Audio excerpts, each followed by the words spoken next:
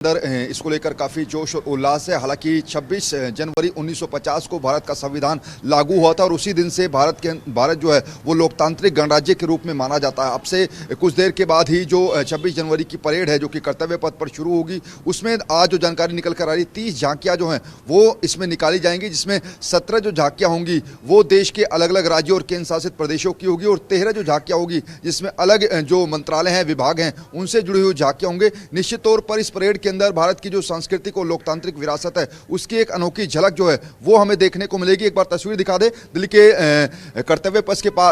पथ के पास ही हमारी मौजूदगी है और यहाँ पर अलग तरीके से जो ये एनडीएमसी की तरफ से साख सजावट की गई है ये हम आपको दिखा रहे हैं। इसके बाद अब तस्वीर आपको दिखाते हैं कि आखिर सुरक्षा प्रोटोकॉल आखिर किस तरीके के किए गए हैं, क्योंकि पूरी दिल्ली के अंदर 10,000 से ज्यादा जवानों को तैनात किया गया और तकरीबन 5,000 से ज्यादा जो सीसीटीवी कैमरे हैं वो लगाए गए हैं। दूर हमारे कैमरा पर्सन दिखाएंगे किस तरीके से सुरक्षा के लिहाज से भी इस पूरी दिल्ली के आसपास जो है चाक चौबंद व्यवस्था की गई है। और इस बार हम देखेंगे परेड के दौरान जो भारत की सैन्य शक्ति है उसका प्रदर्शन भी जो है वो इन झांकियों के अंदर देखने को मिलेगा। जो जानकारी मिल रही है 10 बजे के बाद यानी कि 10:30 बजे के आसपास जो परेड है वो शुरू होगी और इस परेड के दौरान हम देखेंगे कि भारत की तीनों सेनाएं, चाहे उसमें थल सेना हो, जल सेना हो या फिर वायु सेना हो, तीनों सेनाओं का जो पराक्रम है वो हमें कर्तव्य पथ पर देखने को मिलेगा। क्योंकि इस साल की जो थीम है वो रखी गई है वंदे मातरम, यानी कि 2026 का जो गणतंत्र दिवस होगा उसकी थीम वंदे मातरम रखी गई है। वजह यह है क्योंकि वंदे मातरम जो कि हमारे देश का राष्ट्रीय गीत है उसके 150 वर्ष पूरे हुए हैं और उसको लेकर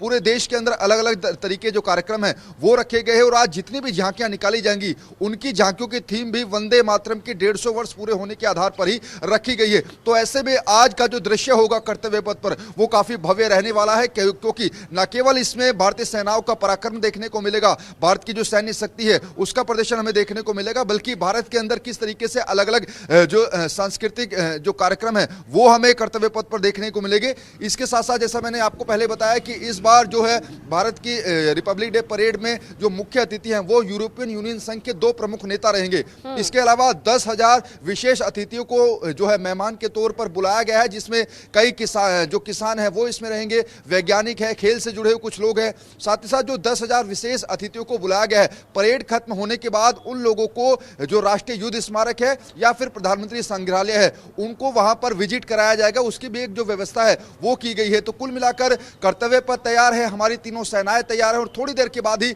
वो जो भव्य परेड है उसका शुभारंभ होने वाला है। पहला ये कि जो हाल ही में पाकिस्तान के साथ जो हमारी एक 24 से 72 घंटे तक जो एक युद्ध हुआ था उसमें ऑपरेशन सिंदूर की जो झलक है वो इस झांकियों के अंदर हमें विशेष तौर पर दिखाई देखने को मिलेगी। इसके साथ साथ महिला सशक्तिकरण की जो एक विशेष झांकी है वो इसमें बनाई गई है। थोड़ा सा हमारे कैमरा पर्सन आगे दिखाते रहे सुरक्षा प्रोटोकॉल और मैं आपको इसकी जानकारी दे रहा हूं कि आखिर इस बार न केवल ऑपरेशन सिंदूर के दौरान जो जिस तरीके जिन हथियारों का उपयोग किया गया था भारतीय वायुसेना के द्वारा उनका जो प्रदर्शन है वो इस झांकी के दौरान दिखाया जाएगा परेड के दौरान। इसके साथ साथ महिला सशक्तिकरण की बात करें या फिर पिछले 2-3 सालों में भारत सरकार की कौन कौन सी वो अहम योजनाएं हैं जिनका लाभ जो है वो भारत के अलग अलग वर्ग के लोगों को मिला है उसकी झलक जो है वो हमें इन झांकियों के अंदर देखने को मिलेगी। तो इस बार की झांकियों में जो है वो अलग अलग कई राज्यों के अंदर जो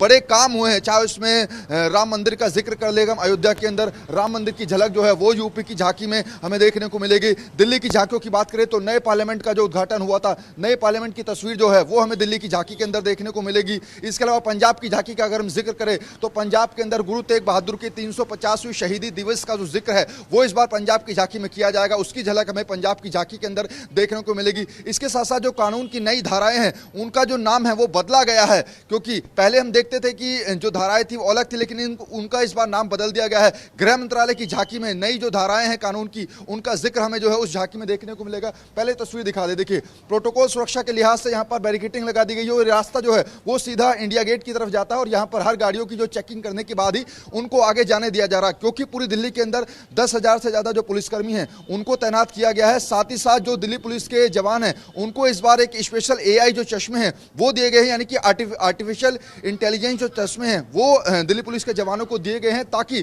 किसी भी आपराधिक प्रवृत्ति का जो व्यक्ति है वो इंडिया गेट के आसपास ना जा सके। इसीलिए इस बार सुरक्षा व्यवस्था जो है वो काफी चाक चौबंद भी की गई है।